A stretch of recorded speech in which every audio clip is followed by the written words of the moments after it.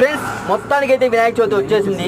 అందుకే చూశారు కదా యూత్ టైము కూడా చూసుకోకుండా 10 అయితే దగ్గరగా 10 గంటలకు కూడా వీళ్ళు దాన్ని డెకరేషన్ చేసి మరమ్మతులు చేస్తున్నారంటే వినాయకుడు అంటే ఎంత ఇష్టమో చూసుకోండి. వాళ్ళే అన్నమాట అక్కడ చేపించేది మొత్తం అంతా కూర్చున్నారు కదా, చెప్తూ ఉంటారు, చేస్తూ ఉంటారు పిల్లలు. చూస్తున్నారు కదా ఎలా ఉందో. మీ ఊర్లో కూడా ఈ టైంలో కూడా పందిరి వేస్తూ ఉంటే అలంకరణ చేస్తూ ఉంటే మాత్రం కామెంట్ చేయండి. ఈ వీడియోని ప్రతి ఒక్కరు చూసిన వాళ్ళు సబ్స్క్రైబ్ చేసుకోండి. అలాగే thanks for watching my videos. చూస్తున్నారు కదా వాడు ఎంత పైకి ఎక్కేస్తున్నాడు ఒకసారి పిల్లడు పైకి ఎత్తడానికి. చూస్తున్నారు కదా బా నిజంగా ఫ్రెండ్స్ భక్తి చాలా ఇదిగా ఉంది ఈసారి మాత్రం.